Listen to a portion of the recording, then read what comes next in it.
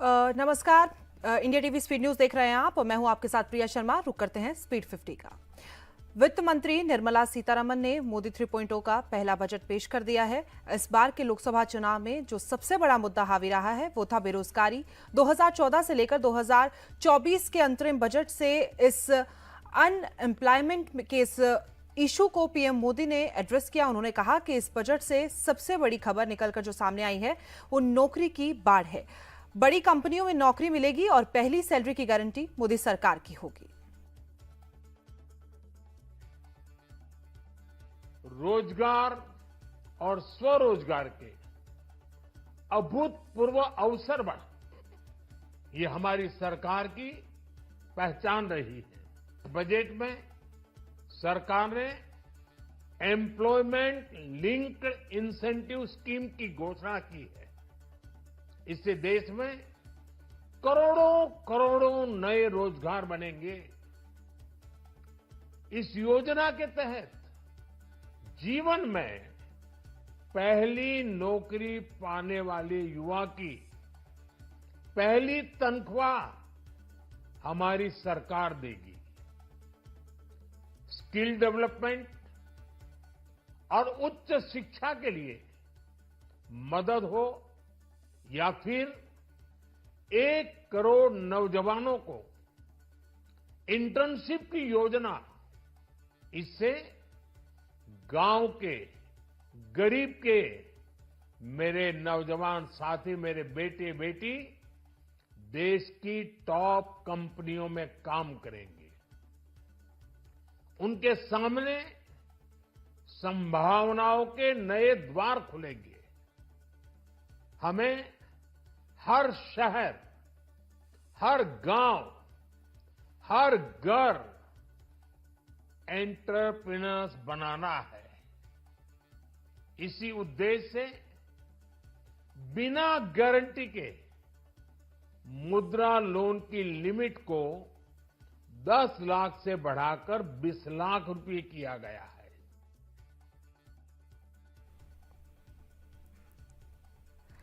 Budget में लोकसभा चुनाव के नतीजों के आफ्टर इफेक्ट दिखाई दिए हैं।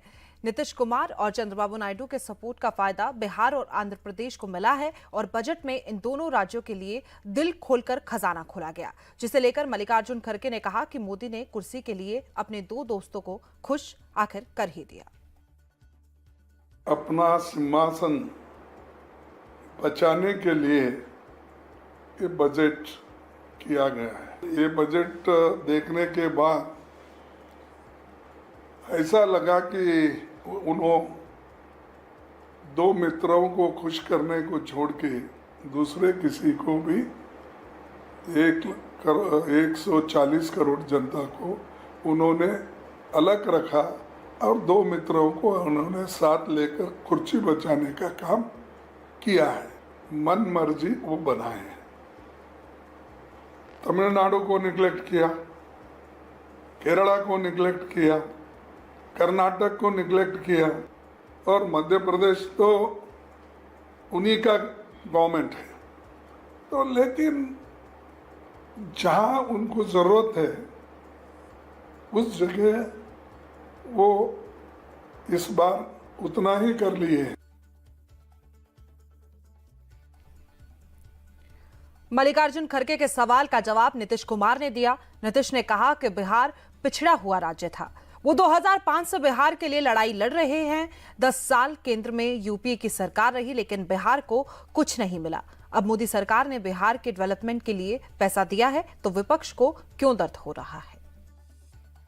हम लोगों ने शुरू से कह दिया था ये या बिहार को विशेष तौर पर मदद करिए इसके लिए। अब उसी में उन लोगों ने कई चीजों का मदद करने का घोषणा कर दिया। तो आप संतुष्ट हैं? कहना था कि भाई असल चीज है कि हम लोगों को जो हम लोग इतना काम कर रहे हैं तो उसमें अगर केंद्र से बहुत सारे चीजों में और ज्यादा अतिरिक्त मदद मिलेगा तो फायदा होगा। इसलिए तो हो ही रहा है। हम लोग विशेष राज्य का दर्जा कह रहे थे और अगर विशेष राज्य का दर्जा बहुत उनका था कि पहले से बंद कर दिया गया है इसलिए तो उसके चलते एक सहायता के लिए बिहार के विकास के लिए मदद होना चाहिए बिहार को।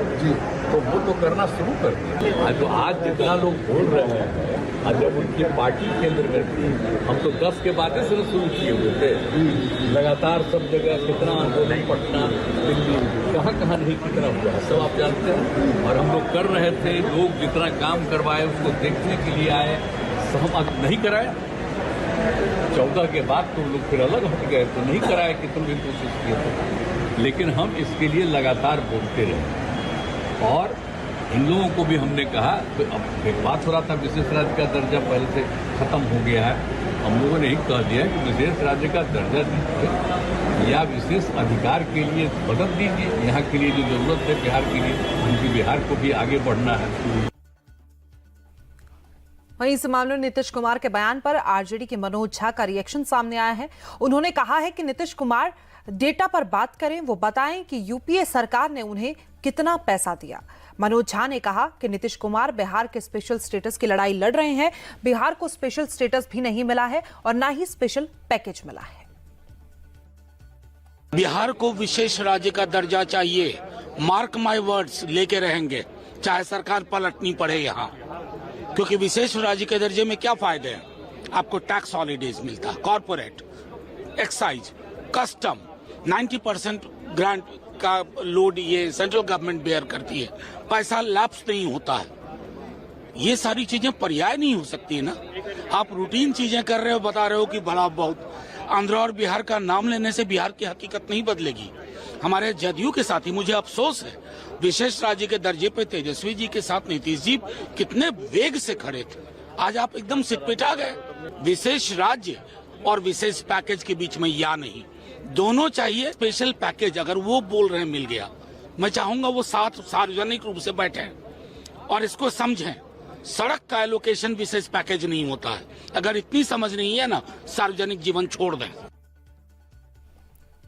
बिहार को स्पेशल पैकेज मिलने पर केंद्रीय मंत्री चिराग पासवान ने कहा कि लंबे समय से उनकी पार्टी इसकी मांग कर रही थी।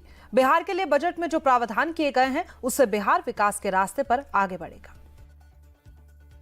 हम लोग की मांग रही थी कि जब तक विशेष राज्य के दर्जे का दर्जा हम लोग को नहीं मिलता, स्पेशल पैकेजेस हम लोग को दिए जाए। इस बजट में बिहार फर्स्ट, बिहारी फर्स्ट को भी धरातल पर उतारने के प्रावधान दिए गए हैं। जहां एक तरफ इंफ्रास्ट्रक्चर इसमें मजबूती देने का काम किया गया है, वहां पे ब्रिजेस बना के, वहां पे क्या कहते हैं मेडिकल कॉलेजेस की बात हो, वहां पे एयरपोर्ट्स की बात हो। तो जहां एक तरफ बिहार के इंफ्रास्ट्रक्चर को मजबूत किया गया है, वहीं वहां की अर्थव्यवस्था को मजबूत देने के लिए वहां पे अलग अलग राज्यों में गया हो, राजगीर हो, अलग अलग राज्यों में जिस तरीके से टूरिज्म को भी वहां पे बढ़ावा देने के लिए प्रावधान किए गए हैं। जिस तरीके से बाढ़ की एक बहुत बड़ी समस्या जिससे हम लोग हमेशा दशकों से हम लोग परेशान रहे हैं, उसके भी समाधान का जिक्र इस बजट में किया गया है। तो मैं मानता हूं बिहारियों के लिए ये बहुत खुशी की बात है और पूरी बिहार की जनता प्रधानमंत्री जी का धन्यवाद करेगी।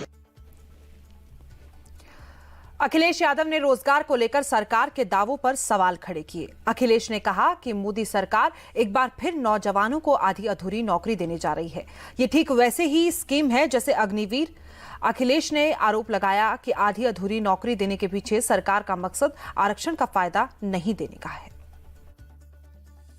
ये बजट नाउम्मीदी का है और जिस तरीके से कहा गया कि इससे बहुत सारे लोगों का भविष्य बनेगा, उम्मीद का बजट होगा, 11वां बजट होगा, तीसरे टर्म का पहला बजट होगा, ये नाउम्मीदी का पुलंदा है। और जिस तरीके से इस सरकार ने पिछले 10 साल में महंगाई बढ़ाई, बेरोजगारी बढ़ाई और किसान की हालात पैदा किए, क्या उन सब चीज़ों को एक बजट ठीक कर देगा?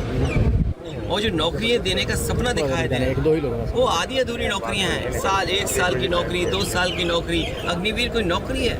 और ये आधी अधूरी नौकरियां इसलिए दे रहे हैं क्योंकि आरक्षण न देना पड़े। ये 10 साल इन्होंने ऐसे गुजारे जिसमें नौजवान बड़े पैमाने पे रोजगार हुआ, पढ़ाई महंगी हुई और खेती बाड़ी बर्बाद हुई इनकी सरकार में। और जो बड़े बड़े सपने निवेश के लेकर के इन्होंने दिखाए थे, उत्तर प्रदेश निवेश में बहुत पीछे छूट गया। ये भविष्य में उन लोगों के लिए बताया गया है कि जो भविष्य में सरकार बनाना चाहें, उन्हें इससे बड़ा पैकेज उन स्टेट्स को देना पड़ेगा।